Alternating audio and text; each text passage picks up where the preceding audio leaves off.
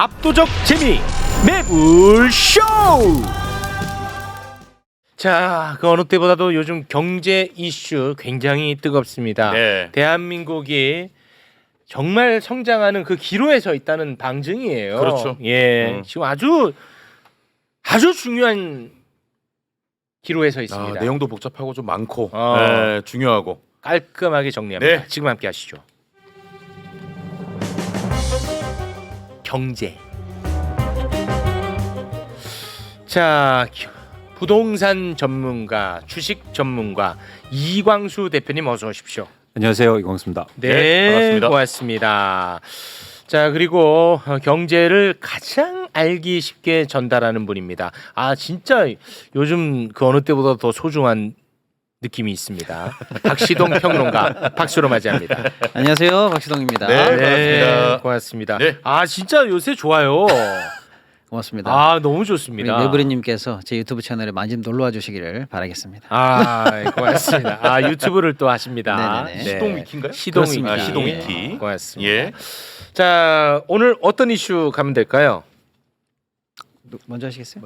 아, 관세 협정 잠깐 짚고 네네, 갈까요? 연속성에서. 네네네. 네. 네. 앞에서 저희가 다루는 건 보셨죠? 네, 조금 봤습니다. 네.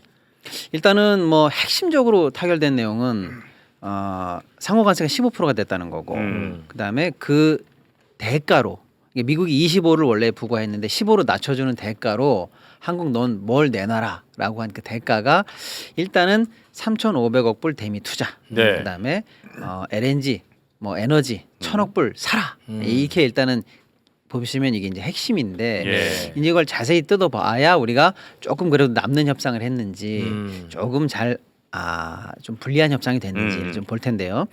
일단은 이 15%의 의미에 대해서 뭐 잠깐 짚어드리면 네네. EU나 일본하고는 똑같습니다. 예. 그러니까 상대적으로 보면은 경쟁국들과는 동일선상이다라고 보니까 뭐 상대적 개념에서 비교 여류에 가지는 않았다라는 의미에서 큰 틀에서는 선방했다 이렇게 볼 수가 있겠습니다. 네. 다만 우리가 아쉬운 거는 네. 우리는 걔네들하고 다르죠. 출발선이 우리는 FTA FTA죠. 아니겠습니까? 예. 그러니까 이제 그런 측면에서는 좀 아쉽습니다만은 한편으로 이제 바라봐야 되는 게 뭐냐면 그동안은 FTA 체제라는 하나의 체제 속에서 우리가 쭉 대미 관계를 했던 거예요. 단순히 뭐 어쩜 뭐 자동차니 뭐 농산물인 이것뿐만 아니고요.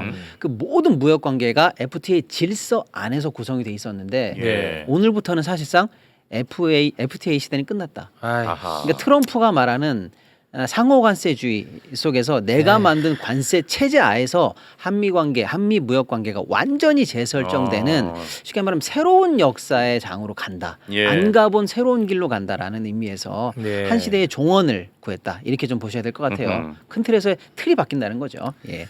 그다음에 이제 가장 관심을 끄는 게 우리가 3,500억 불을 투자하기로 한 거 이거 어떻게 봐야 되냐. 이게 이제 핵심인데 네. 둘로 쪼개봐야 됩니다. 네.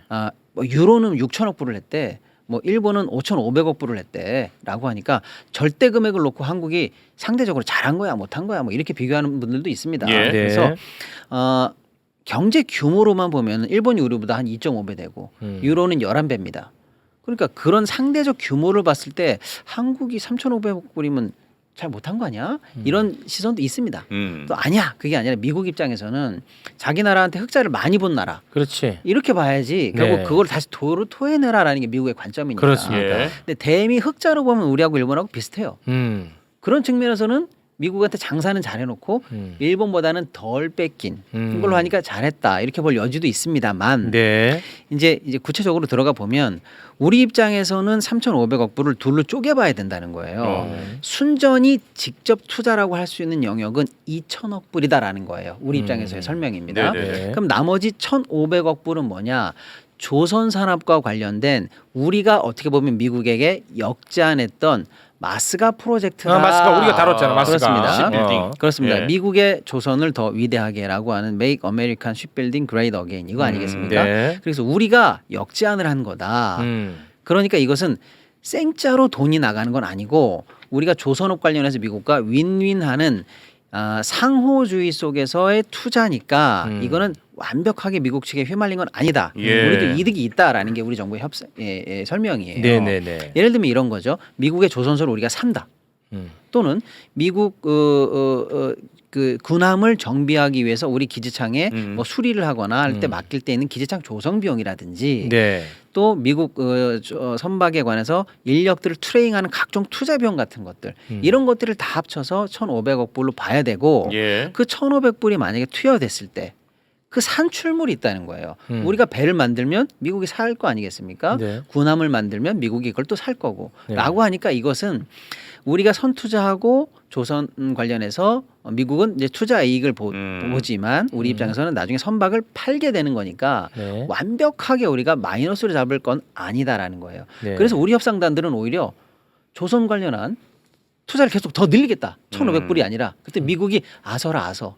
오히려 그만하자라고 해서 그쪽에서 선투자를 어느 정도 캡을 막았다고 하는 얘기가 후문으로 나올 정도로 그래요? 이건 우리 입장에서도 쉽게 말하면 절대적 금액으로는 손실은 아니다 이렇게 봐야 되겠습니다. 네. 다만 아쉬운 건 아쉬운 그 건 시설 투자가 국내에 있었으면 일자리라든지 잠재 성장률이 갈 텐데 어차피 저 깡패국가 미국이 휘두르는 칼날이기 때문에 어쩔 수 없어. 어쩔 수 없는 투자다 이렇게 보는 대신에 예. 이득이 있는 투자다 이렇게 봐야 되겠죠. 그럼 결국에는 10% 관세를 낮춘 것에 대한 대항 딜로서는 2천억 불 정도의 투자 아니겠느냐 이건데 네. 이 2천억 불에 대한 한도는 일단은 우리 정부가 제시한 우리 내부적으로 갖고 있었던 마지노선 범위 안으로 들어온다는 거예요. 그래요? 예, 그게 일본과 좀 다르다는 거고요.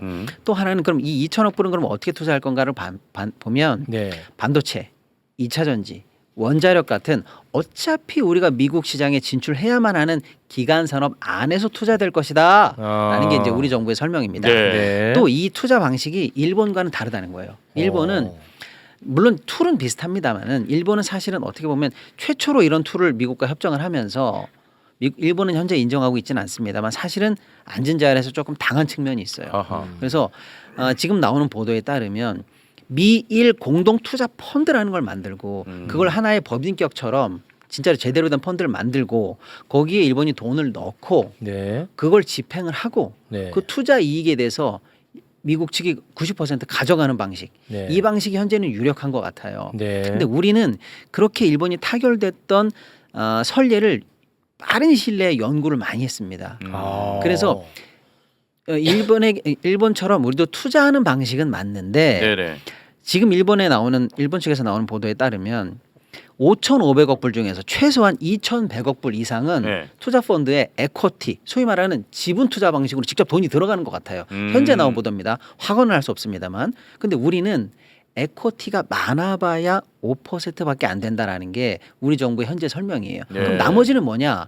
우리 기업이 예를 들어서 투자할 때 네. 보증 또는 론 이런 것들에 대한 최대한의 한도치다. 그러니까 마이너스 통장의 최대한을 열어놓고 그 안에서 어떻게 집행될지는 충분히 우리 입장에 달려 있고 예. 지분 투자는 5%에 불과하다라는 게 정부의 설명이에요.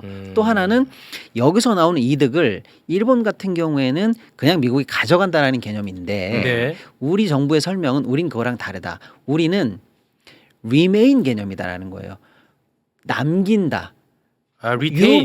그렇죠. 리테인. 유보시킨다는 개념이 뭐냐면 정확하게 가야지. 리테인. 영어라서 순간적으로 저런 건 아닙니다. 예. 뭐냐면 미국이 가져가는 개념이 아니라 우리가 투자했어. 예. 이득이 났어. 재투자. 남겨. 그래서 재투자하는 방식이기 때문에 순전히 미국에게 이익이 환수되는 개념은 아니다.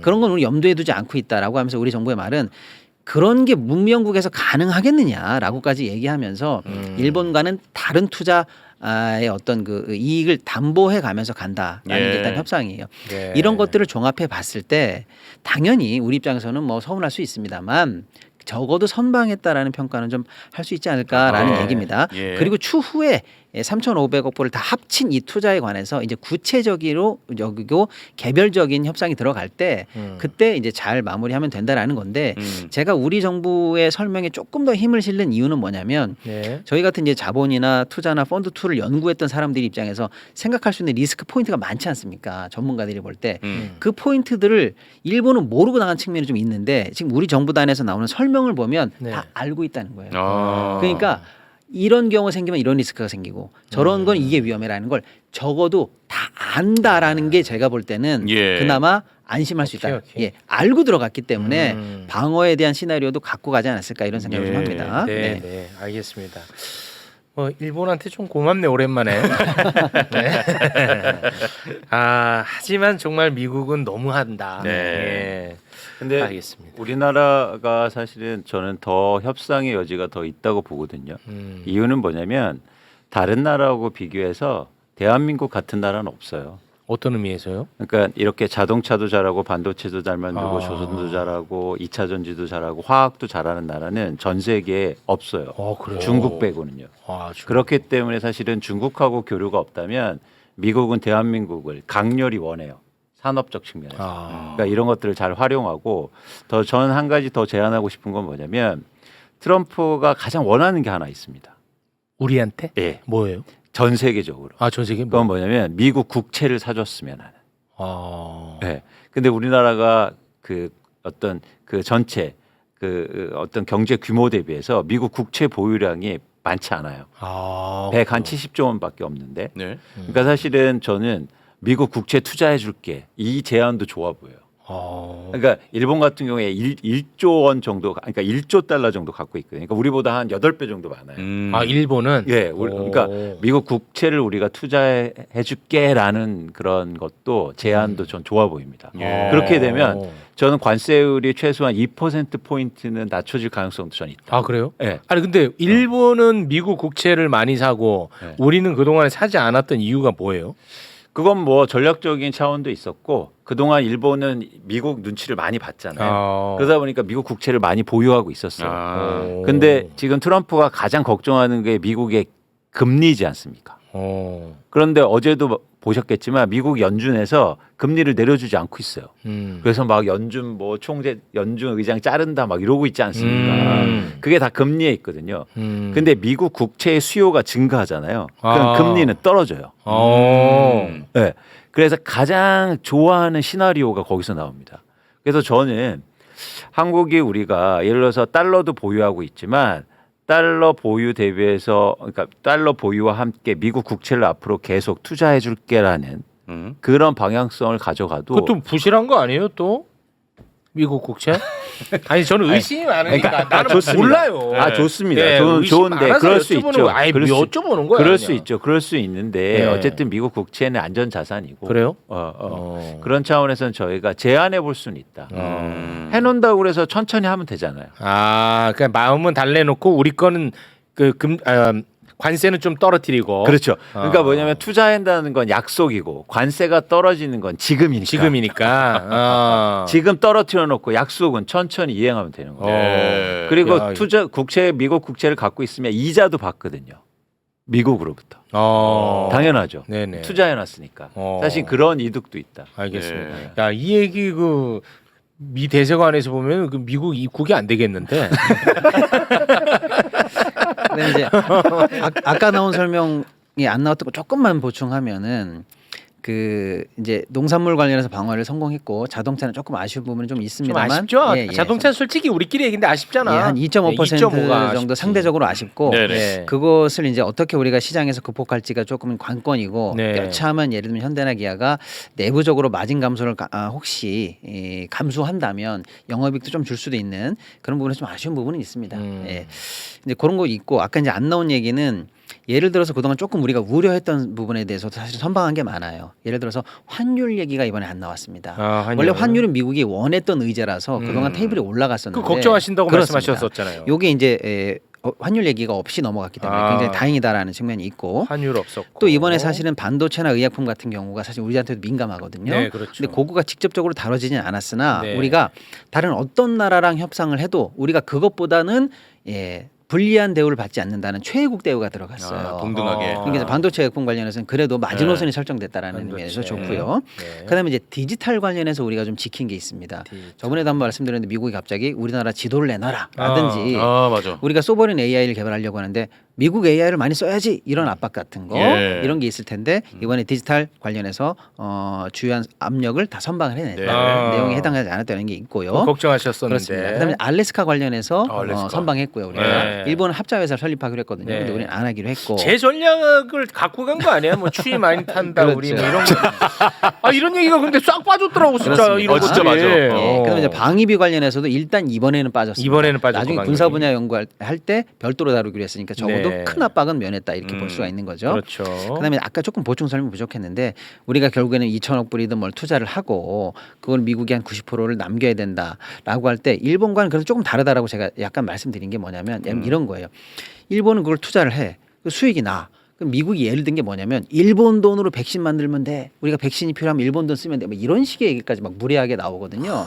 근데 우리는 그런 얘기는 아니고 이런 거예요. 우리가 그래서 어쨌거나 우리 돈으로 투자해서 뭐 물건을 만들든 반도체를 만들든 2차 전지를 만들 거 아닙니까?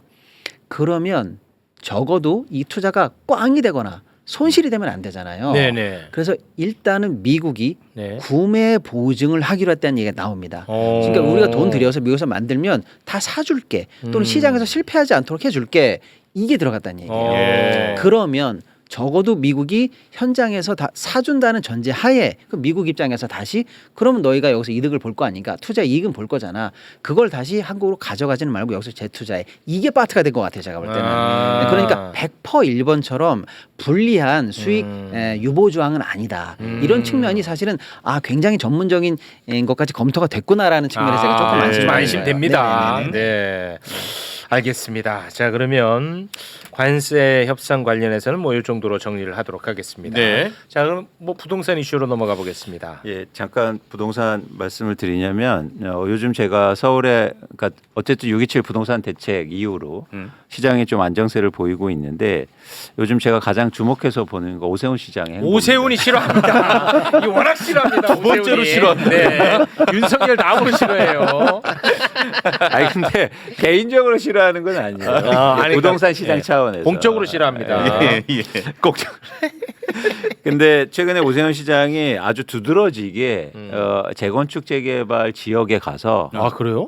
이렇게 공약을 막 발표하고 공약이라고 하는 게 아니라 정책을 발표하고 있어요. 아, 얘 또 서울시장 하고 싶은가 보네. 그렇죠. 그래서 주택 공급 촉진 방안을 계속 발표하는데 재건축 재개발 규제 완화에서 쉽게 말해서 주택 공급을 늘리겠다 이런 정책을 계속 발표하고 있습니다. 여러분도 뭐 찾아보시면 오세훈 시장이 계속 지역 방문하고 뭐 이런 재건축 재개발 규제 완화해줬다는 이야기를 계속 하고 있어요. 아, 그래요? 그런데 어쨌든 서울시나 오세훈 시장의 목적은 뭐 분명하게 말하는 건 있습니다. 뭐냐면 서울에 집이 부족하다. 그래서 집값이 오르니까 서울에 공급을 해주겠다. 아파트 공급을. 그런데 땅이 없지 않습니까? 네. 그래서 노후주택이나 노후 아파트를 없애서 재건축이나 재개발을 통해서 공급을 많이 하고 그렇죠. 그래서 집값을 안정시키겠다. 이 방향이거든요. 그렇습니다. 자, 여기서 첫 번째 지적하고 싶은 건 뭐냐면 예를 들어서 오세훈 시장이 최근에 중구의 신당동에 가서 재개발을 촉진하겠다고 합니다. 네. 그런데 이게 과연 재건축 재개발을 했을 때 누가 수행가는 좀 살펴볼 필요가 있어요. 어느 지역이 훨씬 더 좋은가. 그런 측면에서 우리가 언뜻 생각하면 뭐 예를 들어서 강북 지역이라든가 노후주택지가 떠오르지만 그렇지 않아요. 내면적으로 보면 저희가 두 번째 자료를 한번 볼까요? 이건 현재 서울에서 추진하고 있는 재개발 재건축 규제가 완화가 되면 추진하고 있는 지역과 아파트가 쉽게 말해서 재건축이 될 거잖아요. 예. 네. 근데 어디가 가장 많이 진행될 가능성이 있냐면 송파구, 강남구, 여의도, 서초구, 용산구입니다. 아, 결국은 이쪽이네. 그렇죠. 그러니까 무슨 얘기냐면 우리가 자 노후주택지 개발해 줄게 하면 그래서 오세훈 시장도 막 신당동 같은데 가서 달동네 가서 내가 여기 다 해줄게요. 그런데 중구에서 여기에 해당되는 주민수 소유자 수는 2,000명밖에 되지 않아요. 그런데 재건축 규제 완화를 해주면 네. 가장 수혜를 보는 건 송파구라고요. 그러면 송파구 가서 얘기해야죠. 근데 거기 가서 얘기하기는 그렇잖아. 왜냐하면 부동산 또 부추기는 것 같잖아. 그렇죠. 그 지점이에요. 그러니까 사실은 저는 이게 저는 문제가 좀 있다. 그러니까 솔직하고 이중성인 거죠. 이중성이지.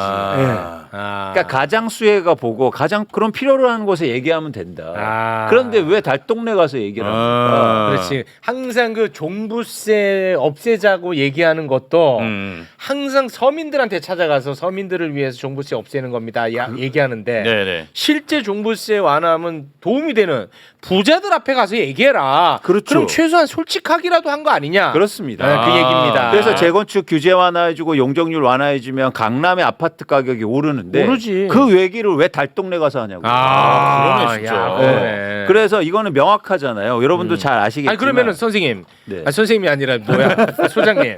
아까 그 두 번째 자료 좀 올려주세요. 네, 네. 이 그래프는 근거가 있는 추정치예요? 저 애널리스트입니다. 왜냐면 이런 것도 문제 삼는 분들이 아이, 계시더라고. 들어와. 네, 들어와. 다 들어오세요. 확실하지. 네, 서울시에서 발표하는 거고 제가 다 로데이터가 갖고 있으니까 오케이. 걱정하지 않으셔도 됩니다. 그러면 됐어. 그래서 중요한 건 뭐냐면 결국엔 재건축 재개발하면 그 지역이 수요인데 왜 거기에 가서 하고 있냐는 거죠. 사실 여러분 너무 잘 알고 있지 않습니까? 세 번째 자료를 보면 네. 이게 대선 때 지지율이에요. 그렇죠. 이거는 뭐 명확하지 않습니까? 명확하지. 그러니까 저는 어떤 의구심을 갖냐면 예. 지금 오세훈 시장이 벌써 선거 운동을 하고 있다. 서울시장. 강력하게 의심합니다. 또 해. 예. 그러니까 이게 자꾸 부동산을 통해서 뭔가 정치적인 목적으로 하고 있는 거예요. 예. 그러면 또 한 가지 문제 지적을 하고 싶은 게 근원적으로 그러면 재건축 재개발을 하면 과연 부동산 시장이 안정되고 가격이 떨어지냐는 거예요. 그렇지. 그렇지 않다는 겁니다. 오. 네, 그렇지 않다는 거예요. 이거는 정말 여러분들 한번 보세요. 주변에 재건축 재개발해서 과연 집값이 안정된 지역이 있냐고요. 네, 네 번째 자료를 한번 볼게요. 네 번째 자료. 이 그래프는 굉장히 흥미로운 건데 뭐예요? 2018년부터 최근까지 강남구와 과천시의 아파트 가격 상승률을 비교 드린 겁니다. 네. 어디가 더 많이 올랐습니까? 강남보다 과천시가 더 많이 올라요. 네. 그 이유는 뭐냐면 과천시에서 잘 보시는 것처럼 2기 때, 즉 2018년부터 2022년까지 재건축이 엄청나게 일어났어요. 과천에서 재건축이 되니까 집값이 폭등한 거예요. 재건축은 집값 폭등이야. 그렇죠. 그러니까 노후주택지를 개선하고 주거 개선하는 건 필요합니다. 네. 그런데 과도하게 규제 완화를 해주고 일시적으로 기간을 단축해서 몰잖아요. 그럼 가격이 급등할 수밖에 없다는 급등해. 거예요. 그렇죠. 투자 수요나 투기 수요가 몰리고 또 집을 갖고 있는 사람들이 재건축 된다고 하면 집을 안 팔 거잖아요. 네. 그렇지. 호가를 올리고. 그러면 매물은 줄고 투자 수요가 증가하면 어떻게 집값이 안 오릅니까? 그렇지. 그렇기 때문에 재건축 재개발은 굉장히 민감한 주제예요. 네. 그런데 왜 지금이냐? 이것도 의심이라는 거죠. 지금 이재명 정부가 부동산 시장 안정을 위해서 노력하고 있는데 만약 이 재건축 이슈가 불을 붙으면 어떻게 될까요? 그럼 무력화되잖아. 맞습니다. 그 그러면 지점이 또 진보 정권 들어와가지고 또 부동산 만지니까 더 폭등한다. 이거 가는 거야. 그 지점이 가장 또 우려되는 지점인 그렇다, 진짜. 거예요. 오세훈 진짜. 그래서 이게 굉장히 큰 문제다. 이거를 컨트롤하지 않으면 집값은 다시 폭등하고요. 그렇죠. 그동안 쌓았던 그러니까 정책이라든지 이게 다 무력화될 수 있어요. 그렇지. 그래서 저는 위기 의식을 갖고 이걸 보는 거예요. 이거 굉장히 중요하네. 네. 그런데 계속 지금 언론 플레이하고 있고 규제 완화해주겠다, 용적률 완화해주겠다. 그리고 제가 말씀드리는데 용적률이 오세훈 시장 게 아니에요. 국민 거죠. 그렇지. 사회적 자산 아닙니까? 너가 샀어? 그렇죠. 그러면 공공성을 확보하고 노후주택지를 개발하는 거 중요한데 순차적으로 그리고 시장에 영향이 없도록 해야죠. 근데 일시적으로 이렇게 무리하게 추진하다 보면 부작용만 생기고 또 하나 재밌는 게 있습니다. 예. 아까처럼 다시 한번 볼게요. 그래프를 볼게요. 2페이지를 한번 볼게요. 자, 재건축 재개발 규제 완화를 해주면 어느 지역부터 먼저 되겠습니까? 예를 들어서 중구나 광진구, 도봉구 뭐 이런 강북구가 먼저 되겠어요? 아니면 송파구나 강남구가 먼저 되겠어요? 송파 강남. 그렇죠. 왜냐하면 돈이 되니까. 거긴 돈이 돼. 그러니까 건설사들이 그쪽으로만 몰리는 그런 거예요. 거지. 거들떠보지도 않아요. 그러니까 오히려 다른 주거 취약지대는 더 안 되는 거예요. 사업. 그래서 선별적으로 속도를 다르게 해서 추진해야 된다. 근데 이거를 맨날 속아. 얘네 정치인들은 맨날 속이고 유권자들은 맨날 속아. 왜냐하면 이 논리 자체로만 보면 그럴 듯하거든. 여러분 집값 너무 비싸죠. 그러면은 집값 비싸다고 다 생각하니까. 네네. 맞아. 혹해. 오세훈 무슨 얘기하나. 집값이 여러분 왜 비싸겠어요? 아파트가 부족하니까 비싸죠. 그렇죠. 맞아. 오세훈 씨. 일리 맞아. 있어. 이렇게 가는 거죠. 그러면은 어떻게 해야 되겠어요? 많이 지어야겠죠. 오 맞아. 그러면 재개발 재건축 많이 해야겠죠. 오 맞아. 재개발 재건축 오세훈 되는 거야. 진짜 그렇게 맞습니다. 그럼 되죠. 재개발 재건축해. 예. 그러면 집값 폭등해서 맞죠. 또 못 사. 맨날 이 반복이야. 맞습니다. 맨날. 아 언제까지 이거 당할 거야. 그러니까요. 근데 지금이 더 중요한 시기인데 또 거기에 불을 또 지피려고 하고 있다는 거죠. 그러니까 이거 이제 사람들이 네. 조금 똑똑해졌어. 예. 그러니까 이제 또 장난질하는 거야. 아니 서울에 뭐 그래요. 강남 여기는 뭐 재개발 재건축 안 할게요. 여기 너무 비싸죠. 서울 안에서도 양극화 심하잖아요. 이런 달동네 여기 재개발 재건축하면 여러분 주거 환경 얼마나 좋아지. 오 맞아 오세훈. 재개발 재건축 해야겠죠. 오 맞아 오세훈. 해 완화해. 그럼 강남만 돼. 그렇죠. 그렇지. 그렇죠. 아이고. 근데 더 또 이게 문제점이 있습니다. 이거를 누구도 반대할 수가 없어요. 왜? 예를 들어서 민주당 의원들이 이거를 반대할 수 있을까요? 아 그러면은 무슨 강북을 지역을. 죽일 일이 있느냐? 그렇죠. 강남이랑 균형 안 맞출 거냐? 그래서 이 얘기는 저밖에 할 수가 없어요. 그러네. 아 또 그렇다. 예를 들어서 노원구의 국회의원이 이 말을 할 수 있습니까? 못해. 못해요. 그 사람 못하죠. 무조건 떨어져. 예. 그렇죠. 강북구의 국회의원, 민주당의 국회의원들이 속내는 하고 싶지만 이 말을 못해요. 속 떨어지니까. 들어가니까. 우리 다 같이 할 수가 없어요. 표 떨어지니까. 그래서 이 얘기는 매불쇼와 저만이 할 수밖에 없어요. 아유 나도 하기 싫어. 나도 조회수 떨어지니까. 아 근데 해야지. 진짜 해야죠. 너무 중요한 해야죠. 말씀이다. 그래서 우리가 선별적으로 하고 필요한 대로 하고 주거가 가장 취약한 먼저 해야 되고 예. 그런 것 먼저 시작해야 된다. 이렇게 다 풀어놓으면 맞아. 돈 되는 곳만 되고 그렇지. 오히려 집값 폭등하고 어. 더 걷잡을 수 없이 문제가 확대될 수 있다는 거예요. 지금 막지 못하면 네. 또 불이 크게 날 겁니다. 그렇습니다. 예. 아니 이 중요한 얘기하는데 이광수가 집값 발음 좀 못했다고 뭐 그렇게 얘기해? 집값을. 집값을 아유 네, 진짜. 아, 그 지적해달라는 댓글이 그거였어. 아, 지금 집값이 발음이 중요하냐고. 집값이 아, 난 뭔 소리인데. 계속 올라왔지. 아, 맞아, 내가 맞아. 꾹꾹 참았어. 뭐 지적을 해달라 그래요. 중요한 얘기니까. 네. 여러분, 발음은 저 이금희 씨와 상담 받으시고 오늘 중요한 얘기잖아요. 빚을 예, 네, 좋습니다. 알겠습니다. 고맙습니다. 네, 네. 자 그러면 주식 이슈로 넘어가 볼까요? 네, 주식 이슈가 갑자기 또 왜 왜 튀어나왔냐면요. 또 뭐 난리더라고. 그 연말이 되면은 그 세금 관련한 법이 바뀌어요. 근데 세금 관련한 법은 12월 말에 통과가 되거든요. 그러면 12월 말에 통과가 되기 전에 정부가 정부의 안을 만들어서 국회에 미리 줘야 돼요. 예. 이게 내년도 우리 세제 정책입니다. 이렇게 줍니다. 네. 근데 보통 언제 주냐면 7월 말까지는 줘요. 오늘 7월 말일이죠. 네. 오늘 밤 내일 아침 사이에 정부의 안이 국회로 넘어갑니다. 예. 그럼 정부가 내년에 우리나라 세금을 어떻게 하려고 그러는가라는 계획이 이제 곧 나오지 않습니까? 아, 네네. 근데 잠깐 딴 얘기 좀 하면은 보통 때는 세법 개정안입니다 이렇게 나와요. 네. 근데 올해는 세제 개편안입니다 이렇게 얘기하고 있어요. 네. 뭐가 다르냐면 세법 세법 개정안은 이미 있는 세법 안에서 뭐 약간의 조문이 올라간다. 뭐 세율이 조금 내려간다. 요럴 때 우리가 세법 개정안이라고 쓰고 세제 개편안은 뭐냐면 세금과 관련된 제도 개편안이에요.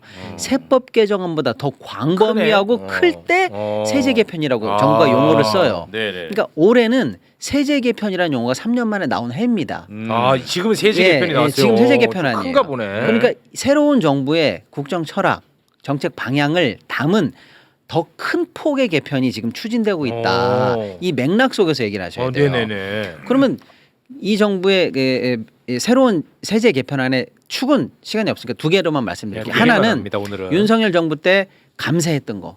세금 막 깎아줘서 부자 감세 대기업권세 했던 거. 그래서 나라 국간이 거덜났잖아요. 네. 그거를 원복하는 감세 원복이 한 축이 있어요. 부자 감세 원복. 예, 그게 한 축이 있고 또 한 축은 성장을 좀 세제로 도와주자라는 게 한 축이 있어요. 뭐 AI, 반도체, 뭐 신사업 이런 거 할 때 세금 공제도 많이 해줄게. 그러니까 과감하게 투자하십시오라고 하는 성장을 밀어주는 대책이 하나가 있어요. 그러니까 올해 세제 개편은 크게 보면 이 두 축입니다. 근데 이제 그런 걸 빼고 그러면 이제 다시 들어가서 감세 원복 항목도 굉장히 많아요. 많은데 그 중에서 지금 가장 논쟁이 세게 붙은 항목은 네. 감세 원복 중에서 증시와 관련된 세금이 논쟁이 세게 붙었어요. 이제 맥락이 좀 이해가 되시죠? 어느 주소에서 이게 나온 건지. 네. 자, 그럼 증시 관련한 세금만 지금 시간 빨리 말씀드리면 하나는 어려우니까 천천히 하세요. 증권 거래세도 원복하겠다라는 거예요. 증권. 예, 우리가 주식을 사고 팔면은 거래에 따른 세금을 냅니다. 네. 그런데 지금은 어떻게 되냐면 쉽게 말씀드리면 코스피 거래하잖아요. 네. 0원이에요. 아, 뭐 1000번 사고 팔든 거래세 다 빵입니다. 0이야. 네. 코스닥을 사잖아요. 0.15입니다. 아, 0.15. 코스닥은 0.1. 예, 예. 농특세는 변론으로 할게요. 현재 이렇게 거래세가 낮아져 있어요. 예. 근데 거래세는 왜 낮아져 있냐면 거래할 때 내는 세금은 누구나 내거든요. 그다음에 이득이 났든 손해가 났든 내야 되잖아요. 네. 약간 무차별적이에요. 그러니까 많은 사람이 부담하니까 요거는 좀 낮춰주자. 대신에 거래하고 난 다음에 돈 많이 벌은 사람은 버는 사람. 양도세를 내야지. 그래. 라고 하는 게 금투세였어요. 그게 금투세. 그게 예. 금투세. 그래서 음. 금투세를 도입하자. 돈 번 사람은 세금 내라. 예. 라고 해서 금투세를 도입한다. 어. 그리고 패키지로 거래세는 낮춰주자. 원래 이렇게 추진됐었어요. 아, 원래는. 예, 예. 그래서 오케이. 그래서 거래세는 쭉쭉쭉 낮아져 왔고 네. 금투세는 도입하려고 그러다가 도입이 안 됐어요. 예. 그러니까 정부 입장에서는 들어와야 될 금투세는 안 들어오지. 거래세는 낮아졌지 하니까 세수 결손이 심하다라고 해서 예. 금투세를 다시 도입하기는 어려우니 거래세라도 낮아졌던 걸 다시 원복은 해야 되겠다. 요 맥락입니다. 아하. 아, 원복한대요. 그래서 지금 방침이 이제 원복 방침인데 어. 3년 전 수준으로 원복한다라는 게 방침인 것 같아요. 예. 그러면 예를 들어서 이제 코스닥 거래하면 뭐 0. 몇 올라가고 코스닥 거래하면 지금 0.15인데 여기 0.18 내지는 0.2까지 거래세가 올라갈 가능성이 있다라는 거예요.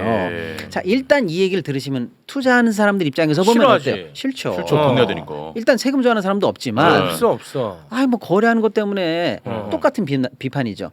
내가 이득을 받지 손해를 봤을지도 모르는데 거래하면서 내는 세금 같은 건 낮아져야지. 그게 선진이지. 그럴 것 같은데. 라고 하는 비판이 당연히 있습니다. 짜증이 납니다. 아, 있어요? 그런 비판이? 그럼요. 그래서 이제 쉽게 말하면 막 증시가 이제 타오르고 있는데 찬물 한 컵 왜 부어? 이런 겁니다. 자, 둘째. 네. 대주주 양도세 강화라는 게 또 이제 대주. 아까 감세 원복으로 이제 추진되는 겁니다. 양도세 예. 강화? 강화. 뭐냐면 제가 아까 금투세에서 살짝 말씀드렸습니다만은 주식 사고 팔아서 돈 벌었으면 세금 내야지. 예. 소득 있는 곳에 세금 내야지. 라는 취지에서 금투세가 들어오려고 그러다가 지금 안 들어왔다고 했잖아요. 네. 그러면 우리나라에서는 주식으로 돈 벌면 세금 아무도 안 내나? 양도 차익? 세금 아무도 안 내나? 대부분 안 내요. 대부분 안 예. 내고. 그럼 누가 내냐? 누가 내냐? 대주주라고 이름 지어진 사람은 세금 냅니다. 네. 대주주. 예, 당신들은 좀 누가 대주주? 예, 누가 대주주냐면 여러 조건이 있습니다만 오늘 말씀드리면 종목당 50억 정도 들고 있으면 대주주다라고 우리는 간주해 버려요. 종목당 50억. 예, 그럼 부자잖아요. 한 종목에 50억 들고 있으니까. 어마어마한 예, 부자죠. 부자죠.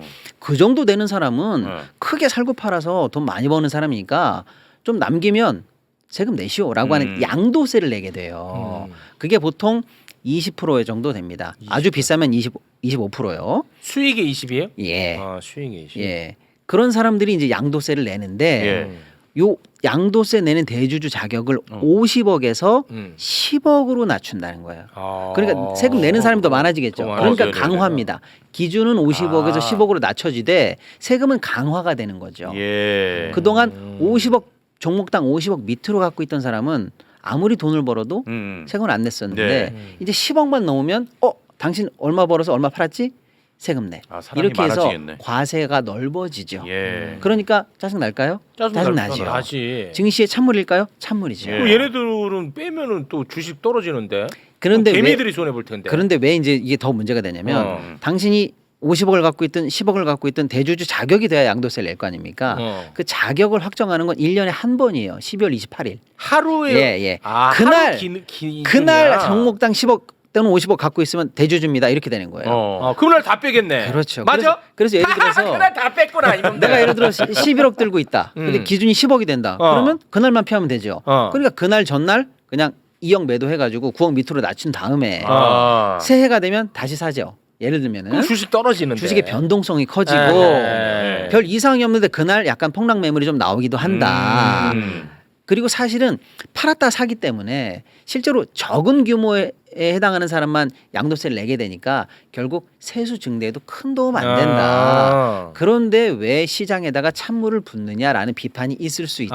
그 예. 비판이 있어요. 예, 그다음에 또 하나의 비판은 뭐냐면 결국에는 이 10억에서 50억 사이에 있는 분들이 지금 영향을 받을 거 아닙니까? 예. 50억짜리 낮아지니까 네네. 이 사람들이 사실은 코스닥이나 이런 쪽에서는 소위 말하는 이제 큰 손들이죠. 큰 우리 손. 입장에서는 네. 종목당 뭐 10억, 20억 갖고 그럼요. 계시니까 이 사람들 입장에서 투자 매력을 떨어뜨리면 국장하겠느냐.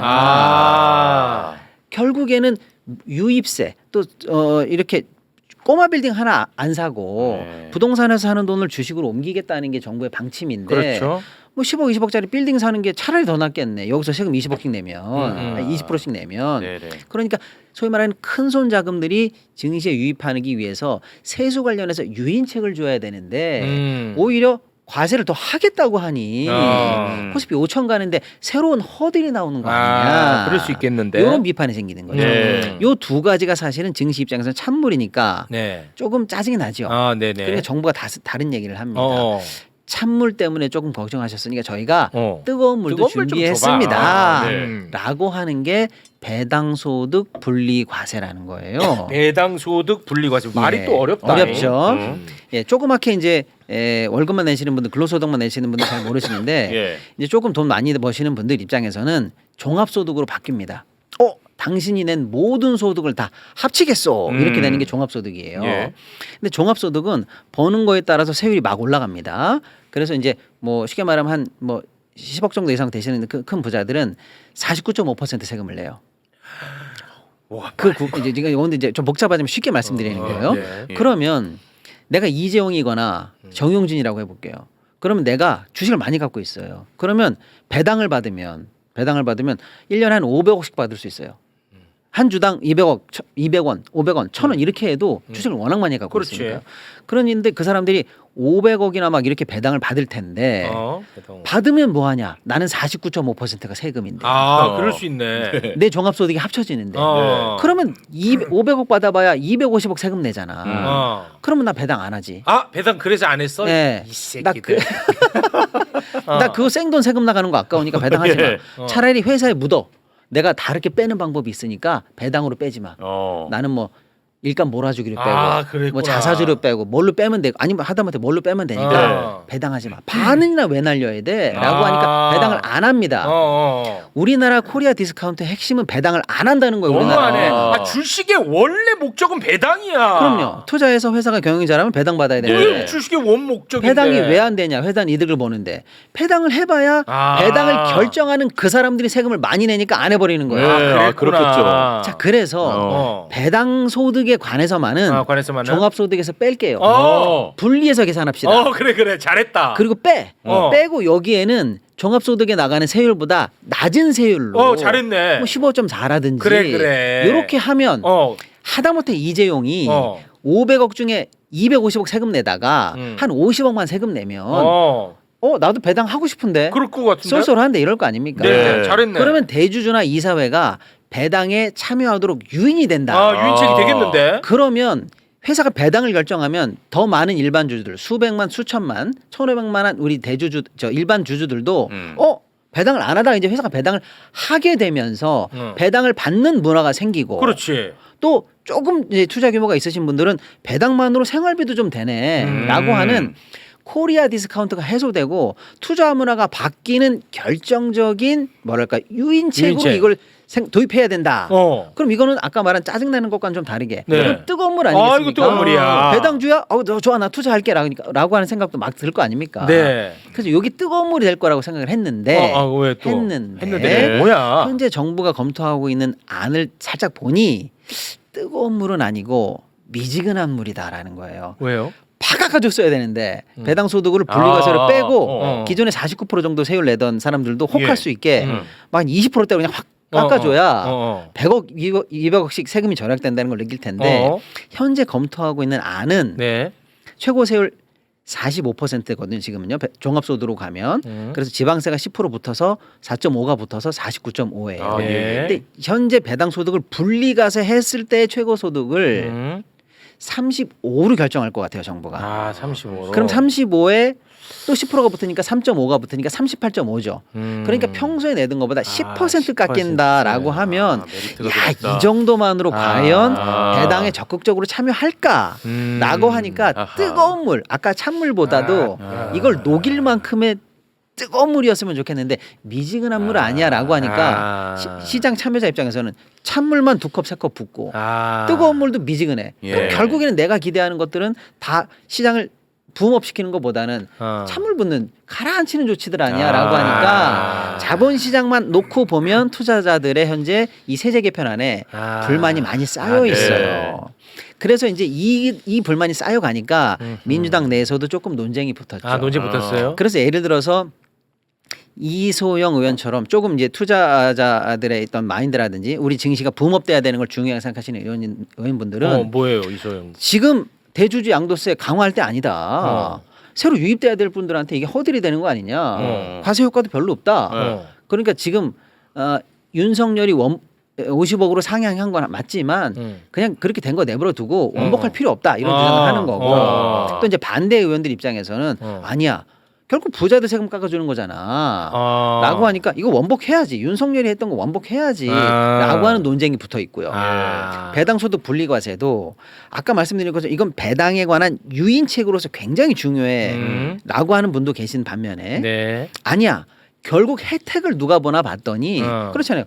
예를 들면 우리 같이 뭐 몇백 주 조금 갖고 있는 일반 서민들은 사실 배당 받아봐야 뭐 몇억 이 정도 배당 받는 분들은 적어요. 그런데 아까 얘기한 것처럼 이재용 같은 재벌들은 수백억대 이익을 보니까 결국 부자들의 혜택이 커진다. 그러니까 이거 부자 감세야라는 비판이 있는 거죠. 요거는 좀 다른 것 같은데. 그렇죠. 근데 저가 여기서 다시 저의 평론가로서 제 의견을 보태자면 결론만 보면 부자 감세가 맞죠. 부자들이 혜택을 많이 맞지. 보니까. 근데 이거는 부자 감세라는 부자들을 타겟으로 한 대책이 아니란 말이에요. 그럼. 그냥 주식을 많이 갖고 있기 때문에 결론적으로 감세 혜택이 늘어난 그렇지. 지분적으로 증가한 결론값이지. 그럼. 이걸 부자 감세라는 결론값만 보고 틀을 맞추기 시작하면 본말이 전도될 수 있다. 아, 이건 아니야. 더군다나 현재 코스피 5천으로 가겠다는 게 정권의 제일 중요한 어떻게 그렇죠. 보면 동력이고 투자자분들이 지금 굉장히 기대하는 부분 아니겠습니까?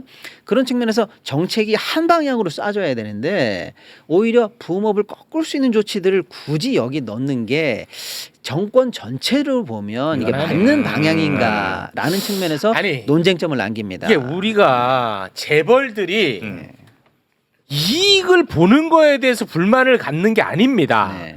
우리의 이익을 불법적으로 재벌이 이익을 갖고 가는 게 문제였지. 아니, 재벌이 잘 사는 거에 대해서 우리가 질투하는 게 아니잖아. 그렇죠. 요게 조금 그 핀트가 잘못된 것 같은데. 맞습니다. 그래서 이 세금은 재벌도 잘 살고 우리도 잘 살면 그게 제일 좋지. 그렇죠.